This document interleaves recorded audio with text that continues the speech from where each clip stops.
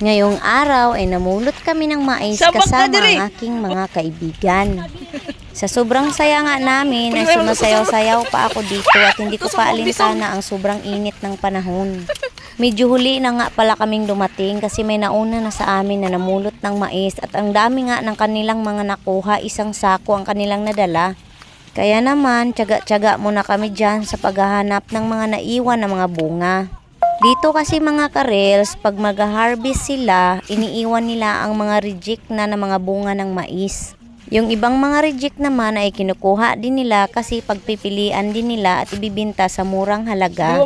At yung mga natira na hindi na talaga pwede ay iniiwan lang nila na nakatumpok na at pinamimigay na rin nila. At ito na nga ang aming mga nakuhang mais.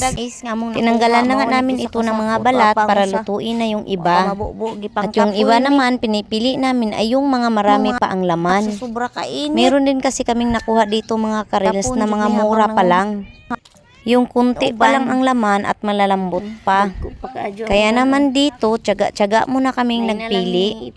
Dito sa amin, pag masipag ka lang talaga at hindi ka maarte, ay makakapulot ka talaga ng mais kapag may nag-harvest. Basta wala lang yung hiya-hiya mo dito ay mabubuhay ka talaga. Ang mahalaga lang talaga mga karels ay hindi tayo nagnanakaw, humihingi tayo. Yung ibang nabalatan pala inilagay ko na sa kaldero para ilaga na siya. Ito yung mga reject na nakuha namin pero kung tingnan nyo naman ang lalaki talaga niya. At nag-ihaw na rin pala ako dito ng isang pirasong mais habang kinukuha ko yung mga luto na nanilagang mais. At ito na nga siya, ganito karami ang aking naluto. Yung iba dyan na mga putol-putol ay tinanggalan lang namin ng sira. At hanggang dito na lang. Kain tayo. Salamat sa panonood ng aking video.